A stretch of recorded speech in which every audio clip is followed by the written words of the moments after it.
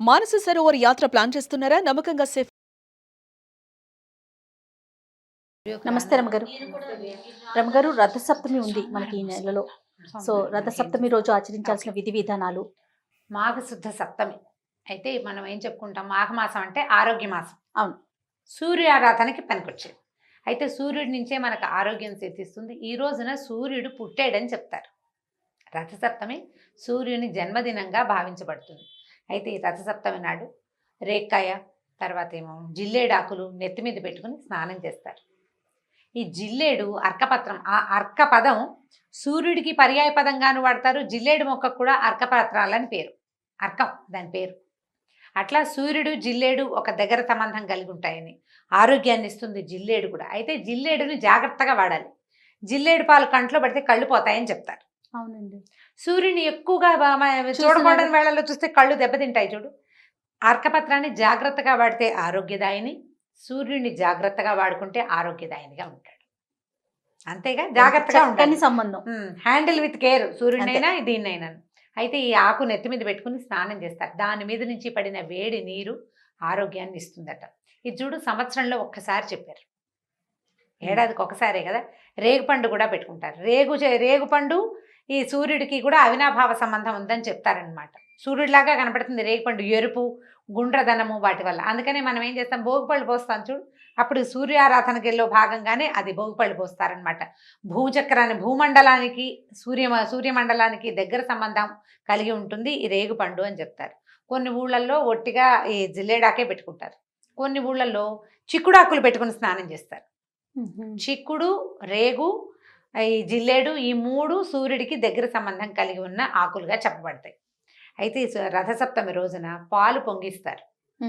పాలు పొంగించడం, ఈ పాలు ఎట్లా పొంగిస్తారు, కుంపటి మీద కానీ పొయ్యిలో కానీ. అది కూడా ఏంటంటే, ఈ మొన్నటి దాకా మనం ఇవి పెట్టుకున్నామా, గొబ్బిళ్ళు పెట్టినప్పుడు పిడకలు ఉంచుకుంటాం కదా, ఆ గొబ్బి పిడకలతోటి ఈ పాయసం వండుకుంటారు అన్నమాట. పిడకల్ని వెలిగించి దాని మీద చక్కగా వచ్చిన ఇత్తడి గిన్నె పెట్టి పాలు పొంగించి, పొంగిన పాలు అయ్యో పొంగిపోతున్నాయే అనకూడదు, అయ్యో అనకూడదు. కొద్దిగా పాలు పొంగుకి రాగానే ఆ పొంగుతూ ఉండగా ఒక 3 గుప్పెళ్ళ బియ్యం వేసి ఆ పాలతోటి ఉడికిన పాయసాన్ని, ఇంకా అందులోకి నెయ్యి, తర్వాత జీడిపప్పులు అవి ఏం వెయ్యరు, పాలు పొంగించటమే అంతే. ఆ పాలు పొంగిన పాయసాన్ని బెల్లం వేస్తాం చివరికి. కొన్ని చోట్ల పంచదార వేసుకుంటారు, మన వైపు బెల్లమే వేసుకుంటాం. అవునండి. ఆ బెల్లం వేసిన పాయసాన్ని సూర్యుడికి నివేదన చేస్తారు. ఆ రోజే చేసుకుంటాం. లేదా మాఘపు ఆదివారాలు కూడా ఇలా పాలు పొంగించుకోవచ్చు. ప్రతి ఆదివారం సంవత్సరంలో కూడా ఇలా చేసుకునే పద్ధతి కూడా ఉంది. ఎప్పుడు ఆదివారం పూట పాలు పొంగించడం, ఇంట్లో ఎవరికైనా అనారోగ్యంగా ఉంది, ఆదివారం సూర్యుడికి పాలు పొంగించి సూర్యారాధన చేస్తే పిల్లల ఆరోగ్యం చక్కబడుతుందని భావిస్తారు. అయితే ఈ పాయసం చేసినప్పుడు ఏం చేస్తామంటే, చిక్కుడు కాయలతోటి రథం చేస్తారు. 7 చిక్కుడు కాయల్ని ఒకదానికొకటి పుల్లలతోటి గుచ్చి ఇలా ఒకదాని మీద ఒకటి పెడతామన్నమాట. సూర్యుడి రథం చేస్తాం దాంతో. 7 గుర్రాలు, ఈ 7 గుర్రాలకి వెనక్కి కొంచెం పొడుగాటి పుల్లలు పెట్టి 7 ఆకులు గుచ్చుతారు. ఈ 7 గుర్రాల రథం మీదకి సూర్యుడిని ఆవాహన చేస్తాం, నాయన వచ్చి ఇక్కడ కూర్చోని. ఇది ఇంట్లో కాకుండా సాధారణంగా పెరళ్లలో, తర్వాత కొంచెం ఆరు బయట సూర్యుడు పడే సమయంలో చేస్తే చాలా మంచిదని, ఆ పాయసం మీద సూర్యరశ్మి పడితే చాలా విశేషంగా ఆరోగ్యదాయనిగా ఉంటుందని భావిస్తారు. ఈ చిక్కుడాకుల్లో ఇచ్చేసి అక్కడి నుంచి చిక్కుడాకుల్లోనే ఈ పాయసాన్ని పెట్టి స్వామికి నివేదన చేస్తారు. ఆదిత్య హృదయం చదువుకోవటం, సూర్యుడిని ఆవాహన చేయటం, ఆయన కూర్చోబెట్టడం, ఆయనకి మామూలుగా అర్ఘ్యపాద్య ఆచమనాలు ఇస్తారు.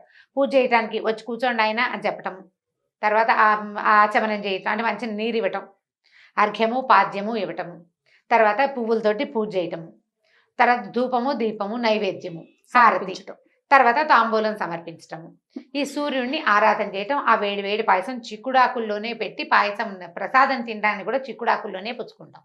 నేనేం చేస్తానంటే, నా ఈజీ మెథడ్ అనమాట, వెండి పళ్ళెల్లో చిక్కుడాకులు పరిచి దాని మీద పోస్తాను ఆ పాయసాన్ని, అది నివేదన చేసుకుంటాను. చిక్కుడు తాలూకు రసం ఈ వేడి పాయసానికి తగిలితే ఆరోగ్యదాయనిగా మారుతుంది. అది ఆకులు మరి ఇప్పుడు ఈ రోజులు మంచివి కాదు కదా, మన ఇళ్లల్లో ఉన్న చిక్కుడు చెట్లు అయితే మంచిది. అందుకని జనవరి డిసెంబర్లలోనే చిక్కుడు చెట్లు పెడతాం. చక్కగా చిక్కుడు ఆకులు వేసి తీగలు వేసుకుని వస్తాయి, 10 ఆకులు తుంపితే సరిపోతుంది. పిల్లలు కూడా చక్కగా చిన్న ఆకు. ఇప్పుడు మనం ఈ పాయసం ఇంత చెయ్యము, ఒక అర్ధసేరు పాలు పెట్టామనుకో అన్ని బియ్యం పడతాయి, ఇంతే పాయసం. ప్రసాదంగానే, టిఫిన్ లాగా కాదు అది.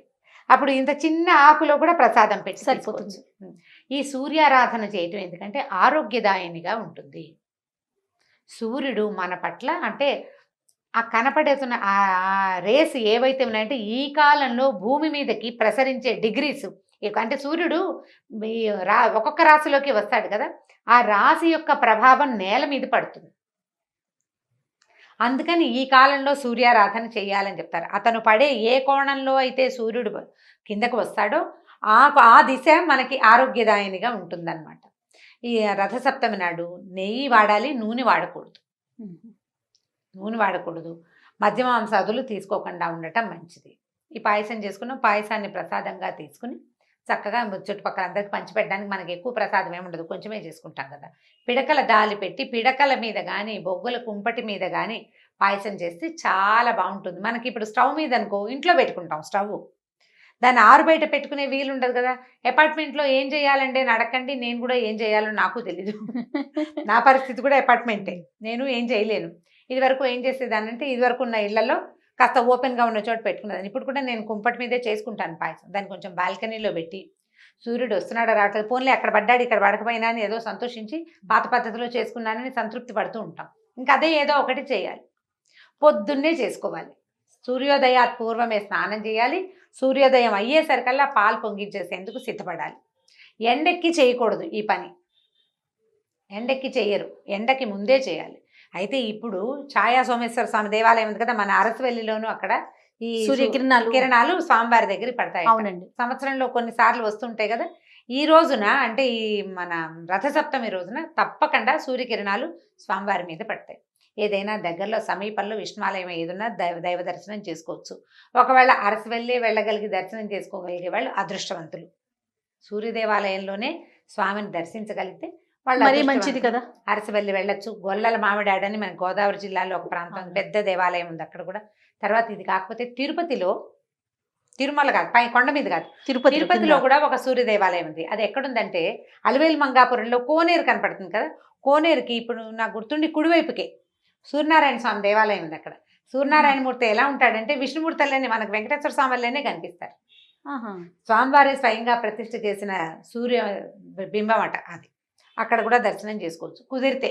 లేదా ప్రత్యక్ష నారాయణమూర్తిని చూసి నాయన నువ్వే శరణ్యం, నీ వల్లే మాకు భూమి ఆరోగ్యంగా ఉంటుంది, మేము ఆరోగ్యంగా ఉంటాం, పచ్చగా 10 కాలాల పాటు మమ్మల్ని హాయిగా ఉండనివ్వు, నీ వల్లే ఈ పచ్చదనం అంతా సాధ్యపడింది, సకాలంలో వచ్చి వెళ్ళిపోతావు తండ్రి, నీ వల్లే మా రోజు గడుస్తోంది అని 4 మాటలు మంచి మాటలు చెప్పుకొని చక్కగా దండం పెట్టుకోవటం, పాయసం చేసుకుని నివేదన చేసుకుని పుచ్చుకోవటం.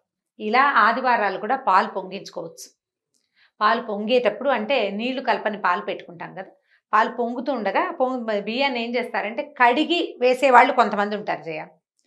మా అత్తవారింట్లో బియ్యం కడగరు, నెయ్యి రాసి పెట్టుకుంటారు. వాళ్ళకి కడిగే అలవాటు లేదట.